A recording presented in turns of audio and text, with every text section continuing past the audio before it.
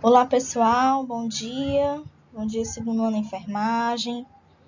Vamos hoje dar continuidade na nossa disciplina de farmacologia e hoje vamos falar de duas classes farmacológicas extremamente importantes e que são bem utilizadas na nossa rotina de enfermagem, principalmente a classe dos analgésicos.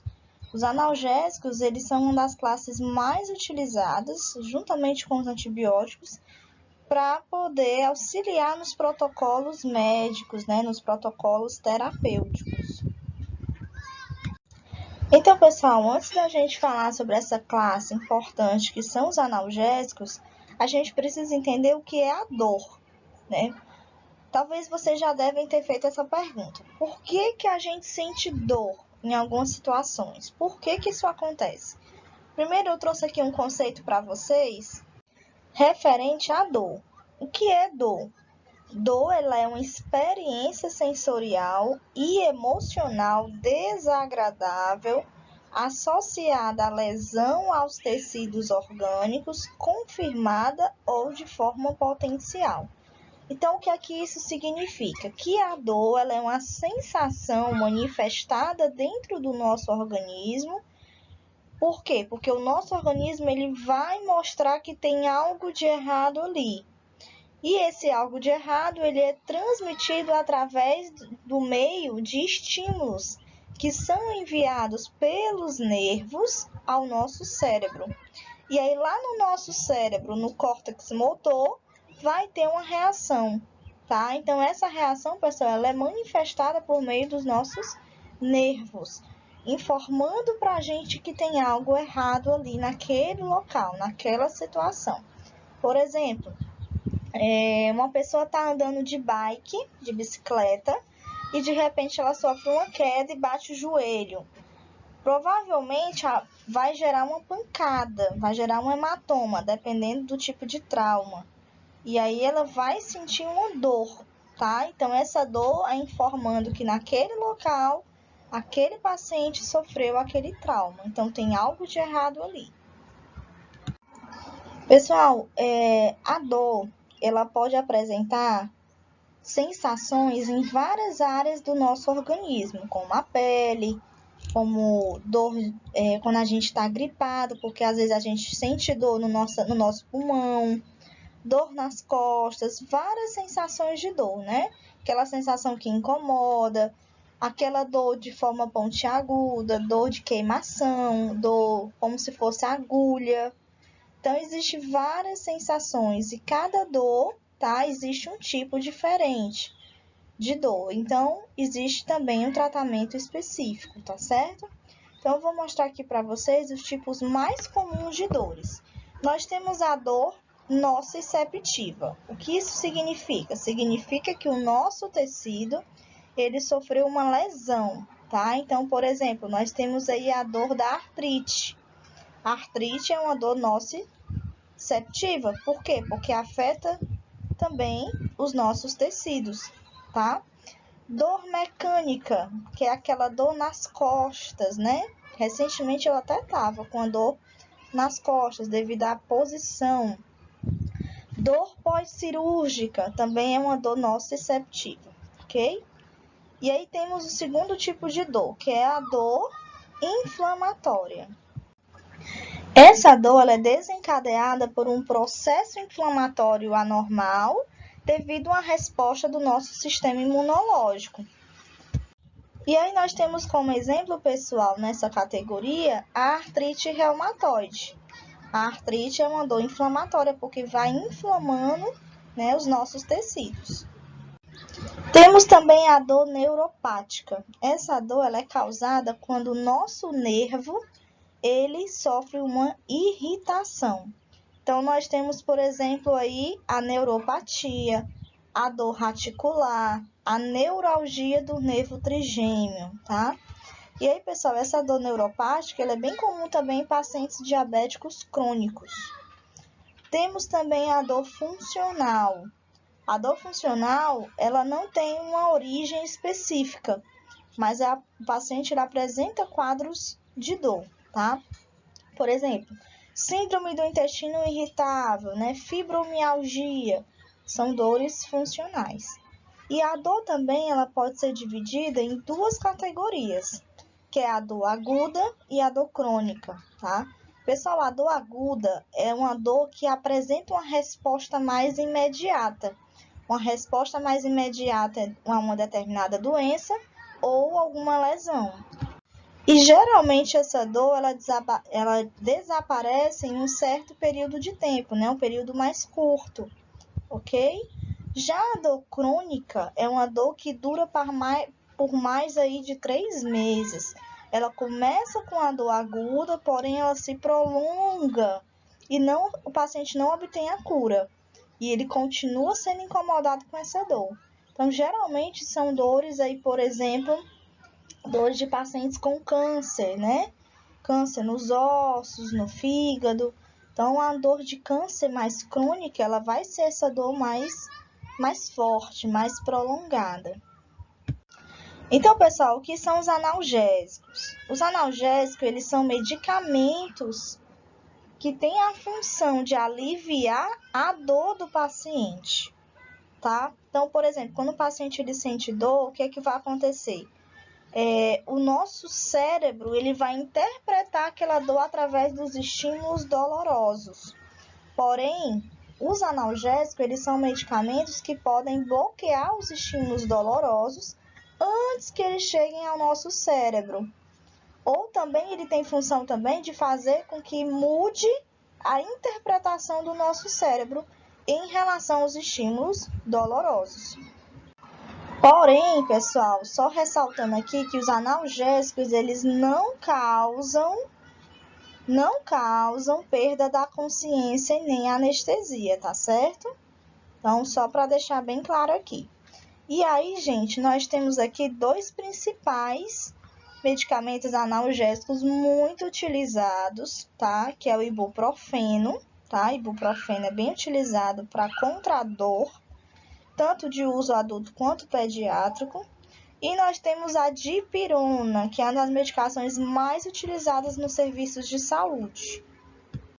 Então, quando a gente fala em analgesia, a gente fala de medicação, que vai conseguir aliviar a dor desse paciente, tá? Muitos pacientes chegam no serviço de saúde referindo dor, né? Então, eles precisam estar tomando esses analgésicos, seja por via endovenosa, seja por via oral, qualquer tipo de via utilizada. E aí, pessoal, nós temos aqui a classificação dos analgésicos. Por exemplo, nós temos os analgésicos que são muito utilizados, né?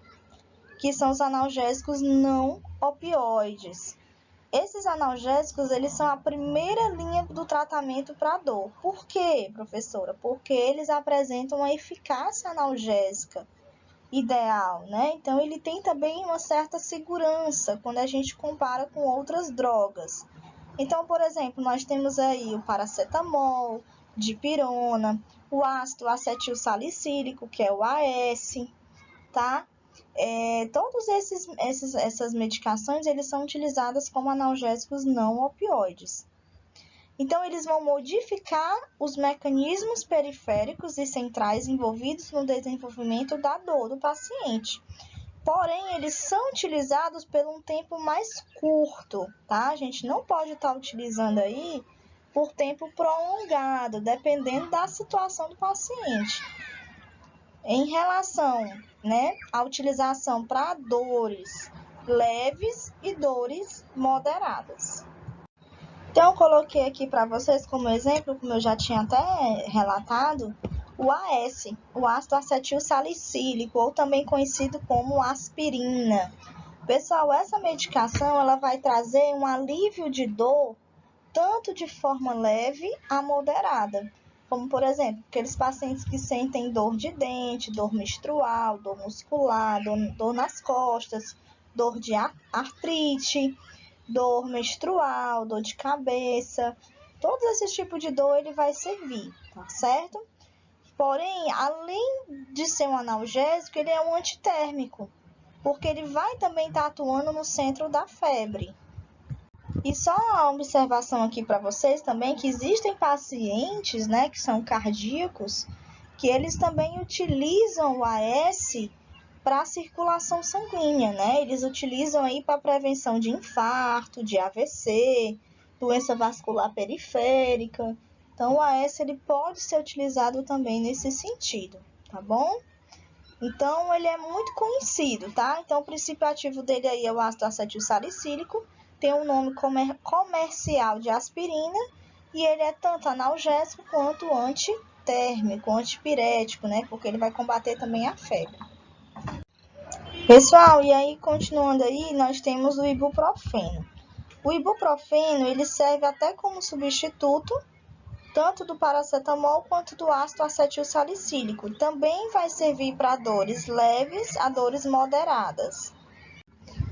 Interessante, pessoal, uma ressalva aqui que o AS e o ibuprofeno, além de serem analgésicos, eles possuem uma atividade anti-inflamatória. Só que existem pessoas que têm alergias, né, ao AS, por exemplo, tá? Então, pessoas que têm alergia ao AS, eles não devem utilizar anti-inflamatórios que são inibidores de COX-1, tá? Por exemplo, a dipirona, diclofenaco, tá? Não é interessante estar fazendo esse uso. Eu acredito que todos vocês já devem ter ouvido falar nessa medicação, uma das mais conhecidas e a que mais a gente compra e a gente tem geralmente na nossa casa, né? Na nossa farmácia caseira, que é o paracetamol, tá? Pessoal, o paracetamol, ele muito utilizado, tá? Por quê? Porque ele é analgésico, não opioide, tá? Ele é uma medicação segura.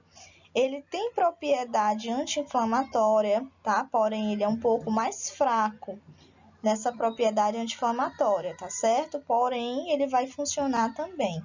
Então, geralmente, aqueles pacientes que sentem, né, aquelas dores de cabeça, ou às vezes que tem aquela reação de alguma vacina, que já tem costume de estar tomando paracetamol, a gente vai estar indicando ele, ok? Então, ele pode ser de uso adulto, né? Além de ser analgésico, ele é antitérmico também. Às vezes, aquela criança que está sentindo febre, a gente pode estar oferecendo aí o paracetamol de acordo com a orientação do médico.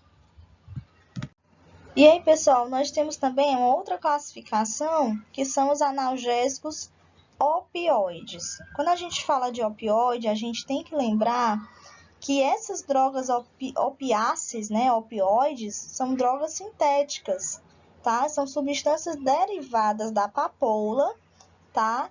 E são medicamentos mais fortes, diferente aí da dipirona e do paracetamol.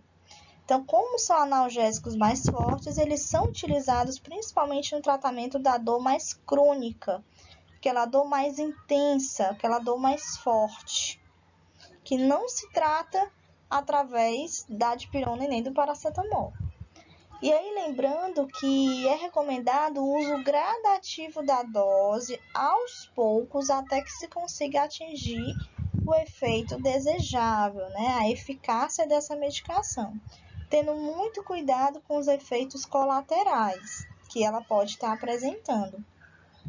Então, toda vida que o médico vai avaliar, gente, ele tem que colocar realmente numa balança, tem que avaliar, tem que pesar os benefícios do tratamento para essa dor, com o uso da dependência e dos opioides, né? Porque eles podem causar dependência química. Então, além da dependência química, eles causam efeitos colaterais mais graves, tá bom? Porém, como eu falei, eles tratam aí dores mais crônicas, mais fortes. Geralmente o médico ele prescreve um analgésico de menor força, né? Mais fraco, como paracetamol, ibuprofeno. E caso o paciente não passe essa dor, aí sim ele pode estar avaliando e prescrevendo um opioide. Mas logo de cara, gente, é totalmente errado o médico prescrever logo assim de cara para qualquer tipo de dor um analgésico opioide, porque ele sabe que isso pode causar problemas, né, no corpo daquele paciente, tá certo? Então, exemplos aí, nós temos aí a morfina, o tramadol, né, são analgésicos opioides. Então, os analgésicos opioides, nós temos também dentro deles a classificação. Dor média, né? Aquela dor moderada. O paciente pode estar fazendo uso aí tanto da codeína, que ela é utilizada, quanto do tramadol, certo? E aí nós temos a miligrama, né, por via oral, tramadol de 6 em 6 horas, codeína de 4 em 4. Tanto pode ser em solução, né, o tramadol, solução você encontra, quanto ampolas, quanto cápsulas. Então, já aquele paciente, por exemplo, que está com a dor mais crônica, aquela dor extremamente forte, pacientes de câncer, né, grande exemplo aí, nós temos também a morfina, que é bem utilizada aí nos serviços de saúde, tá? A nível hospitalar. Então, essa morfina ela pode ser administrada tanto por via endovenosa, quanto por via subcutânea, quanto por via oral. E temos também outras que são utilizadas, o fentanil, a oxicodona. E aí, pessoal, como eu falei para vocês, tá? Existe também uma classe de medicação anti-inflamatória muito vendido, muito comercializado, tá? Nos países, que são os AINES, que são os medicamentos anti-inflamatórios não esteroidais ou não esteroides.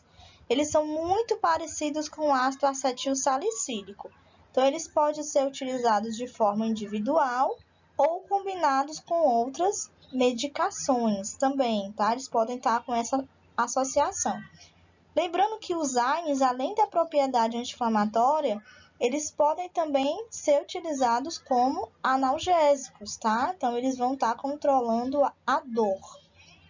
Então, uma das classes mais vendidas no mundo inteiro, tá? Para tratar tanto dores leves, dores moderadas, inflamações, tudo aí a nível osteoarticular. E, pessoal, a função principal dos AINES é reduzir o grau de inflamação nos tecidos, tá? Então, eles têm duas classificações, tanto esteroidais quanto não esteroidais. E aí, pessoal, eu coloquei essa tabela aqui para que vocês possam entender a classificação da dor de acordo com o uso do analgésico. Então, nós temos aí, nessa primeira escadinha, o analgésico AINE, que é o anti-inflamatório não esteroidal, tá? Nós temos como exemplo, como por exemplo aí o diclofenaco. Ele pode ser utilizado para dor leve, tá? Lembrando que AINE é para dor leve, grau 1. Segunda escadinha de cor vermelha, nós temos os opioides mais fracos, tá? Que são utilizados para dor moderada.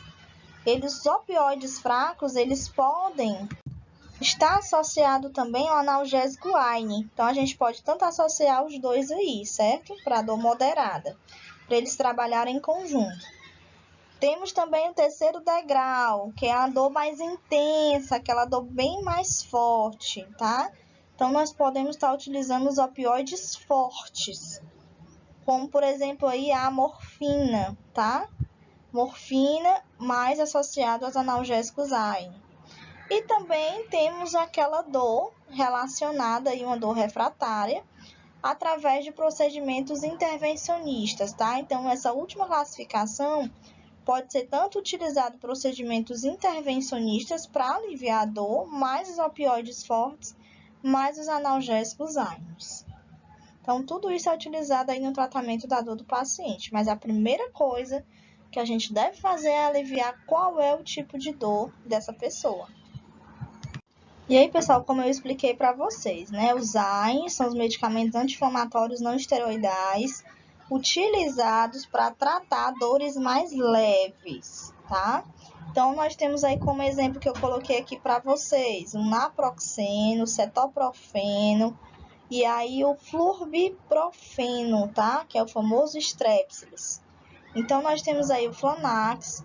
O Flanax ele é muito indicado para poder tratar inflamação, febre, dor, principalmente aquelas pessoas que sentem dores nas costas, na coluna, aquela dor ciática, dor de dente, dor abdominal, dor de cabeça, nas articulações, tendões, tá? Então, eles são bem utilizados nesse aspecto tecidual. E temos também o cetoprofeno. E aí, então, o cetoprofeno também ele é considerado anti-inflamatório, analgésico e antitérmico, muito utilizado aí com o nome comercial de Profenid. E ele vai diminuir inflamação, dor e febre também, tá? E aí temos o Strepsils, que são partilhas, tá? São medicação em forma de partilha, tanto analgésica quanto anti-inflamatória, para aliviar o que? A inflamação da garganta, né? Às vezes aquele paciente que está gripado, que está com amidalite, que está com a faringite. Então, são partilhas que possuem realmente essa ação analgésica. Então, pessoal, a gente falou aí dos analgésicos de forma mais sucinta e vamos estar falando aqui das infecções fúngicas, tá? Todo mundo aqui, eu creio que já deve ter pego alguma micose na vida. Então, as micoses, elas são oportunistas, ou seja, ela quer uma abertura, uma porta de entrada para entrar no nosso organismo, tá? Então, são infecções causadas por fungos pouco patogênicos em hospedeiros que possuem aí uma imunidade mais comprometida, ou aqueles pacientes que fazem uso de forma prolongada de corticoides, imunossupressores, quimioterapia, ou pacientes que têm AIDS, tá? Então, os fungos, pessoal, eles são micoses oportunistas, tá? Como eu falei. E geralmente eles entram aí por via inalatória. Então, quando a gente fala de medicação antifúngica, tá? A gente lembra que existem infecções localizadas e infecções sistêmicas. Localizadas, o nome já está dizendo, né? Naquele local você consegue visualizar o fungo. Geralmente é utilizado aí medicações tópicas em forma de pomada, né? Você pode estar utilizando. Porém, nós temos também as infecções sistêmicas. Quando isso acontece, né? Quando o fungo ele alcança a circulação sanguínea, aí ele se torna mais sistêmico, tá? Então, pessoal, os problemas mais graves é quando o nosso sistema imunológico ele está comprometido ou quando o fungo ele ganha circulação sistêmica. Então, eu coloquei aqui para vocês alguns nomes, tá? De antifúngicos, tanto de uso sistêmico quanto de uso tópico. E aí, tópico, a gente lembra daquelas famosas pomadas, né, que a gente encontra lá no posto de saúde. Por exemplo, o miconazol, o cetoconazol, nistatina, todas essas. E temos de forma sistêmica, tá? Sistêmico, o cetoconazol, fluconazol, itraconazol, que vai usar aí de uma forma mais dentro da circulação sanguínea. Então, pessoal, existe aí os fatores de risco, né? Existe aí a população que vai ter mais vulnerabilidade de estar adquirindo infecção fúngica, né? Que são aquelas pacientes, como eu falei, que têm AIDS, transplantados, neoplasia, tumores, imunossuprimidos, pacientes que estão em UTI, pacientes queimados, pacientes cirúrgicos, neonatologia, imunossupressão, tá? E aí a gente pode estar utilizando, por exemplo, a nistatina. A nistatina ela pode ser utilizada de forma oral também, principalmente de forma pediátrica, principalmente em crianças, né? E também vai ter a apresentação aí de forma de suspensão oral em frasco. Nistatina também a gente encontra em forma de pomada, aplicação tópica também. Miconazol em forma de gel, tá? Aplicação tópica, bisnaga. Cetoconazol, comprimidos, de uso mais sistêmico. Fluconazol também em cápsulas. Itraconazol, cápsulas também de uso mais sistêmico. E aí, pessoal, existe também os antifúngicos, né, convencionais, que têm uma atuação mais sistêmica de uso injetável nos serviços de saúde, né, de forma hospitalar. Que aí nós temos a anfotericina B. A anfotericina B ele é muito utilizado aí em pacientes que têm o calazar, né? Que tem leishmaniose, cutânea mucosa, meningite, candidíase disseminada, criptococose, endocardite causada por fungo, histoplasmose, septicemia por fungos, infecção urinária por fungo. Então, ele é muito utilizado de forma mais ampla. Então, como é que ele vai agir? Ele vai agir na parede celular do fungo, ligando-se aos esteróis e altera a permeabilidade da parede celular, né? Ou seja, os componentes intracelulares extravasam. Então, ele vai agir principalmente na parede celular do fungo, tá certo?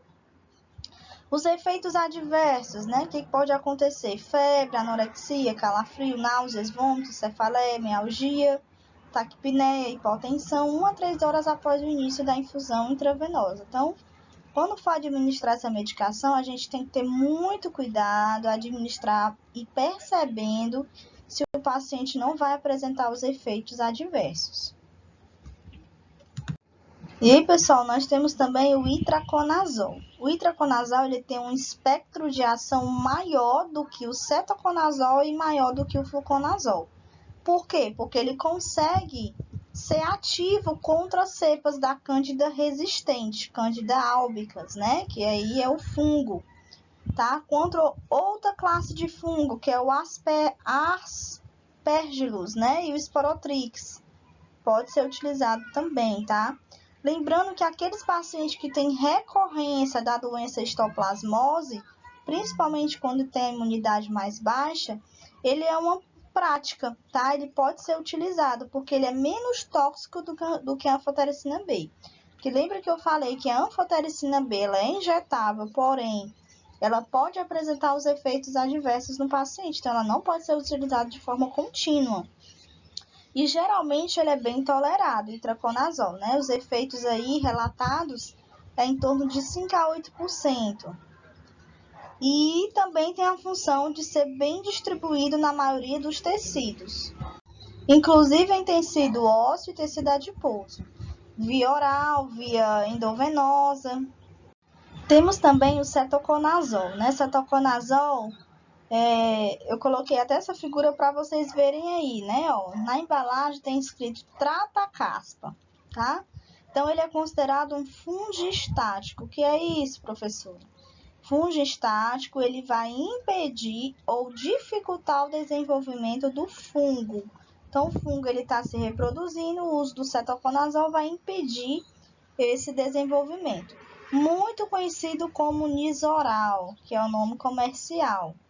Ele, lembrando, pessoal, que ele pode ser por via oral, tá? Então, ele vai necessitar do ácido gástrico que está presente no estômago, né? Para poder ele se dissolver e ser absorvido pela mucosa intestinal.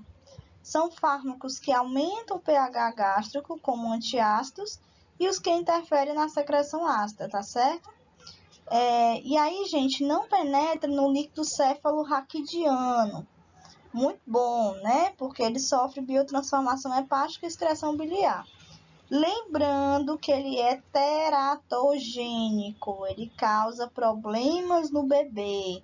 Então, não administrar em gestantes, tá certo? Deixando essa observação aí para vocês. Lembrando que se o paciente fizer o uso da rifampicina mais o cetoconazol, a rifampicina ela pode reduzir a ação do cetoconazol. Por isso que é importante a gente conhecer as interações medicamentosas. Então, nós temos aí, pessoal, o fluconazol, tá? Muito utilizado também, tanto por via oral quanto por via intravenosa. E ele é bem utilizado no tratamento da candidíase vaginal, tanto de forma sistêmica quanto por via oral ou por via tópica, tá? Então, ele pode ser em forma aí de comprimidos ou pode ser através de pomada também. E o fluconazol, ele é o fármaco de escolha no tratamento da meningite coccidioide. E lembrando que também ele é teratogênico, não utilizar em gestantes. Deixei essa observação aqui para vocês, que o fluconazol ele é mais rapidamente absorvido do que o itraconazol. Pessoal, vocês já devem ter visto aquelas pomadas nos postos de saúde, né? Ou aquelas suspensões, aqueles medicamentos líquidos, né? Para aquelas crianças que têm aqueles sapinhos na boca, os famosos sapinhos. Então, Essas infecções fúngicas na boca, elas são causadas pela Candida albicans, que é a doença que eu falei aí do sapinho, tá? A criança fica cheia de pontinhos brancos. E também essa infecção, ela pode afetar o trato digestivo, como esôfago, intestino. E aí é muito utilizado a nistatina, de forma suspensão, tá? A gente encontra aí nos postos de saúde também. Temos também a nistatina creme vaginal, né? A Candidíase albicans, que é a cândida vaginal também, tá? Aquela secreção às vezes que sai, né? Secreção branca. E também temos em formato de creme, em formato tópico também para o tratamento de infecções fúngicas. Por exemplo, aquelas assaduras em crianças, aquelas irritações na região perianal, entre os dedos, axilas, né, entre os seios. Ele é bem utilizado, tanto aí a associação da nistatina mais o óxido de zinco, tá? Então, é prevenção aí de tratamento de assaduras, tá? Protege a pele, alivia. E aí, gente, temos o miconazol, né? Lembra que eu falei para vocês que o nitrato de miconazol, ele pode vir na apresentação de pomada, ele vai tratar a candidíase cutânea, tá? Essa cândida também vaginal, tá? Pode ser utilizado. Pode ser utilizado também na pitirise vesicola e no pé de atleta, tá? Que são outras doenças também. Porém, ele tem algumas reações adversas, só que raras, né? Na forma aí mais leve, tá certo? Como, por exemplo, irritação local, prurido, sensação de ardor, quando o paciente está iniciando o tratamento, ok? Então é isso, espero que vocês tenham gostado da aula, né? Não tem como a gente abordar muitas medicações, porque é um mundo, gente, é muita coisa, mas de forma mais sucinta vocês tiveram uma certa noção do que são os analgésicos e os antifúngicos. Então fiquem com Deus, bons estudos e até a nossa próxima aula.